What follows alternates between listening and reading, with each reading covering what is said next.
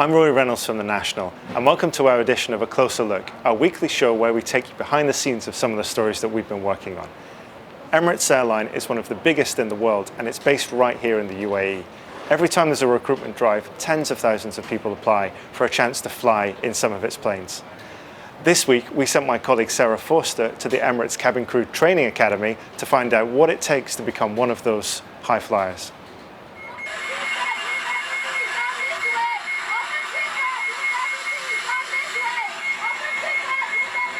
I'm here at Emirates Cabin Crew Training College to find out exactly what it takes to get you that top quality Red Hat service.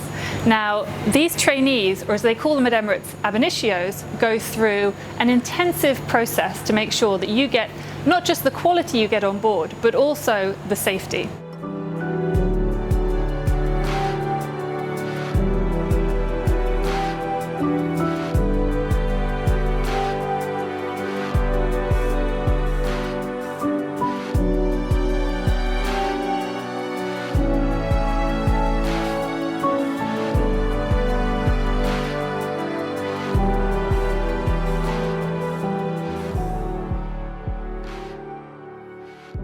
So thank you for joining us. Here with me is Sarah, who spent some time filming at the Emirates Training Academy. Sarah, first of all, what is it like to work for Emirates, one of the world's biggest airlines? It's hard work, but it's an incredible job because these people are getting to fly all over the world, see all these different destinations. They obviously have to work different time zones. They have to sleep at odd hours to make sure that they're ready to go at 2 o'clock in the morning. But it's a rewarding job. I don't think they would do it if it wasn't. There's members of cabin crew with tens, maybe hundreds of thousands of Instagram followers because people are so fascinated by what they do every day with their job. Famous in their own right. So what is it like in terms of people want to know how much you get paid and what some of the benefits are? Yeah, this is one of the most popular questions to be asked. And so the monthly salary is just over 10,000 dirhams, which might not seem like a lot. However, on top of that, they get, free accommodation. A lot of their utilities are paid for. I think the only thing they pay for is TV and internet. They get free transport to work. Obviously, they get to do all of this traveling that they wouldn't normally get to do. And whilst on layovers as well, they do get given some money to cover expenses, food and things like that. So it's, the actual cash you get at the end of the month might not seem that much, but it's definitely made up for with benefits and experience. So we know that there are dozens, if not hundreds of people apply for every position that comes up. For the lucky few who do get accepted, what is the training like? I've seen some of the footage of people in a swimming pool with a life supporter on and doing the whole sort of makeup image thing. So tell us a bit more about that. So you're right, lots of people apply for this position. We've seen videos of queues at these recruitment days. There are 16,000 cabin crew at Emirates, and so they have a fairly high turnover, which is pretty healthy for them. The actual process is probably, I think it's around 44 days of hardcore sort of training, learning.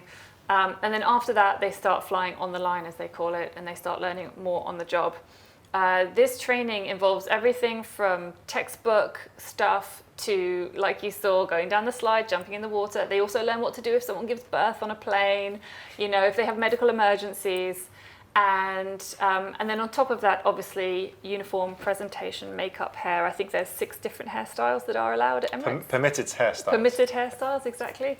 And, they're taught how to do all of this and also look after themselves, because when you're on that kind of crazy schedule, if you let your health slip, then it can impact all parts of your life. So I know 2 things about cabin crew. One is that they're looking for people with a second language other than English. And the other one is that you have to be a certain height to reach certain things in the cabin. So what else would Emirates be looking for in the ideal candidate? Well, you're right in that each person has to be fluent English written and spoken. Another language is preferable. And I think 160 centimeters is the shortest you're allowed to be. And I think you have to reach up to 120 just to get everything in the overhead cabin. But beyond that, really, what they're looking for is a chirpy personality, someone who's enthusiastic but hardworking. And in the world of aviation, these people will spend up to 12 hours stuck in a little tube working with each other. So it's very important that you're like a lovely, friendly person. You need the right person. Exactly, that other people are going to want to work with for that long in that smaller space. And just finally, people love this idea of the golden age of travel. Does that still exist in this day and age, and what does it look like? Well, it's funny you mention that, because I think that's the reason that people love Emirates so much, is because back home we're used to sort of, really cheap fares, and they come with like tiny, you have to pay extra for everything, and you've got a tiny seat and you have to pay extra for a peanut and whatever. Whereas Emirates is a little bit more like that golden age of flying, where they do treat everyone like a VIP. And for the crew, I think if it wasn't such a great job, I don't think they'd be doing it. I don't think they'd be able to find 16,000 people to do this job if it wasn't incredibly rewarding. Fascinating. Thank you very much indeed for joining me and Sarah, and we'll see you next week for the next edition of A Closer Look.